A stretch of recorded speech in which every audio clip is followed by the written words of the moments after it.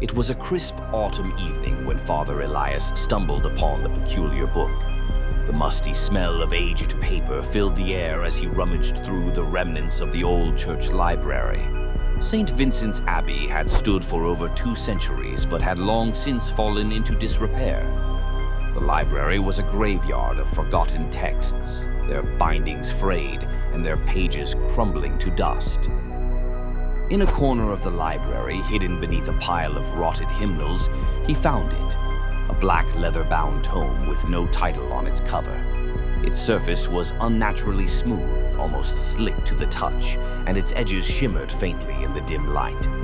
Intrigued, Elias opened it, expecting to find another forgotten Bible or religious text. Instead, he was met with an unsettling sight. The words seemed to writhe on the page as if alive, shifting just out of focus. A chill ran down his spine, but he rationalized it as a trick of the flickering candlelight. He read the first passage aloud. "In the beginning was the lie, and the lie shaped the world." The words felt heavy in his mouth, leaving a bitter aftertaste. He slammed the book shut, but it was too late. The room seemed darker, the air colder. Somewhere in the distance, he thought he heard a faint whisper. Father Elias couldn't shake the unease that followed him after that night. The book, which he now referred to as the fake Bible, sat on his desk, its presence oppressive.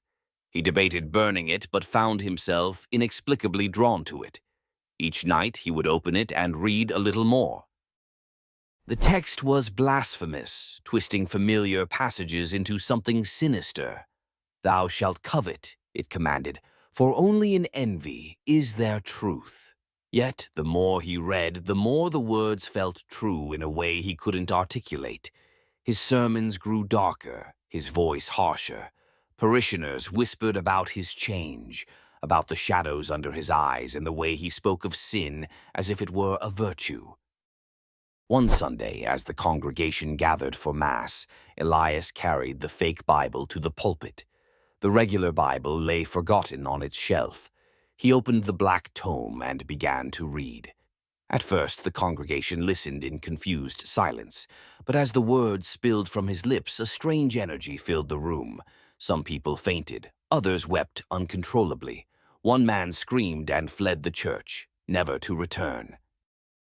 Elias became obsessed. He stopped eating, stopped sleeping. The fake Bible consumed him. He began to see things, shadowy figures moving in the corners of his vision, their forms indistinct yet undeniably malevolent. The whispers he had first dismissed as imagination grew louder, more insistent. One night, unable to resist, he read the book cover to cover. As he reached the final page, the text changed before his eyes. The writhing words settled into a single clear sentence. "Speak my name, and I shall be free." The name was unpronounceable, an eldritch string of sounds that clawed at his mind even as he tried to form them. Against his better judgment, he spoke it aloud. The candles in his study flickered and died. The room plunged into darkness. A voice, so deep and resonant, filled the void. "Thank you, Elias," it said. "You have done well." The air grew thick, suffocating. A figure emerged from the shadows, tall, cloaked, its face obscured.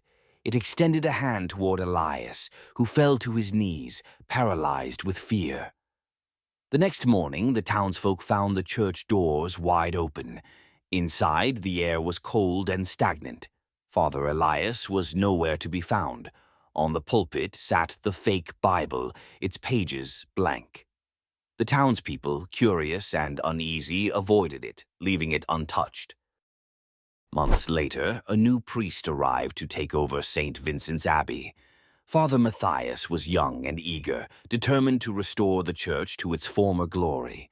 As he cleaned the pulpit, his eyes fell on the black leather-bound book. "What's this?" he murmured, picking it up. The leather felt unnaturally smooth, almost slick to the touch. He opened it, and the words began to shift and writhe, just out of focus. Matthias smiled. "Ah, another Bible.